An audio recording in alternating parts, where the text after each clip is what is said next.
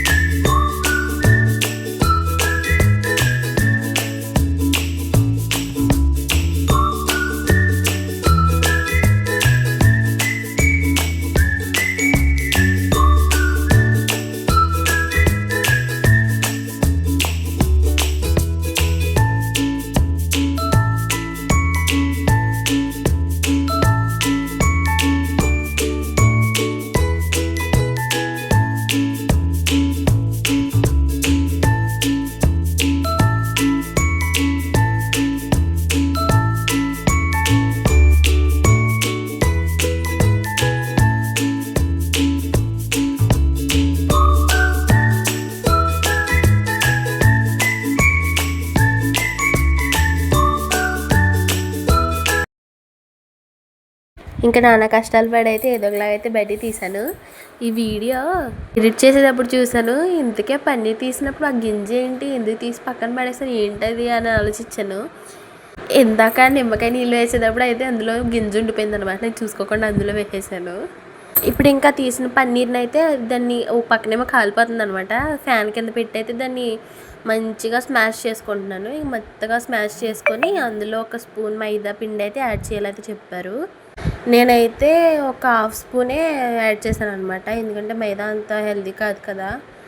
అందుకని ఒక half spoon అయితే మైదా యాడ్ చేసి గట్టిగా కలిపాను అనమాట, స్మాష్ చేసి మెత్తగాని చేస్తాను. కానీ పక్కనైతే నాకు మీద నాకే నమ్మకం లేదు, అసలు వచ్చిద్ది అంటావా, ఇది ఏంటి ఎంత పొడి పొడిగా ఉంది, అసలు ఇది ఎలా రసమల్లీ అవుతుంది, అసలు వచ్చిద్దా రాదా, లేకపోతే అయినా కోవా అయిపోద్ది అంటావా అనిపిస్తూ చేశాను అనమాట. ఆ మైదా కూడా వేసేసిన తర్వాత మెత్తగా అయితే మెదుపుతో అయితే మంచిగా స్మాష్ చేసుకున్నాను. ఇంకా స్మాష్ చేసుకున్న తర్వాత అయితే కొన్ని వాటర్ తీసుకొని స్టీల్ గిన్నెలో ఒక టీ గ్లాసులు పంచదార అయితే వేసాను అనమాట. వేసుకొని మనం స్మాష్ చేసుకుని మైదా పిండి కలిపిన పన్నీర్ అయితే ఉంది కదా, దాన్ని అయితే ఉండలా చుట్టి రసమలై కింద అయితే నొక్కుతున్నాను అనమాట. నొక్కుతున్నంతసేపు కూడా నేను అది అప్పుడే ఆలోచిస్తున్నాను, అసలు ఇవి వస్తాయా, ఆ పాకల్లో ఉడికించేటప్పుడు ఇడిపోతాయేమో అని అనుకుంటానే చేశాను అనమాట. అన్నీ చేసేసాను, కానీ చేసి ఎప్పుడవుతాయా అంటేనే చేస్తాను, గబగబా చేస్తాను అనమాట. కానీ బాగా వచ్చాయి, 6, 7 ఎన్నో వచ్చాయి అనమాట. 7 రసమలై అయితే వచ్చాయి అనమాట.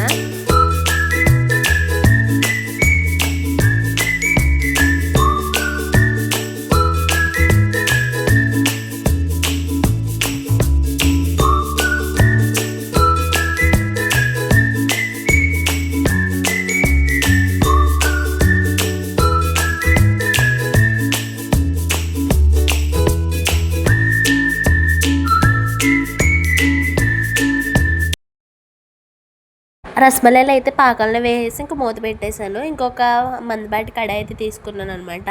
అందులో అయితే ఒక 1/2 లీటర్ పాలు అయితే వేసాను. అది కట్ చేసి వేసినప్పుడు సగం కింద వంపేసాను అనమాట నేను. ఇది పాలు అయితే దగ్గరగా చిక్కగా మరగాలన్నమాట. ఇందులో రసమలైలు వేస్తాం కాబట్టి రసమలై అయితే ఉడుకుతున్నాయో పక్కన. ఒకటి అన్నీ బాగానే ఉన్నాయి, కానీ ఒకటైతే ఇరిగిపోయిందో, లేకపోతే ఎందుకు ఇరిగిపోయిందో నేను సరిగ్గా చేయలేదో కానీ అర్థం కాలేదు, కానీ ఒక్కటైతే కొంచెం ఇరిగింది అనమాట.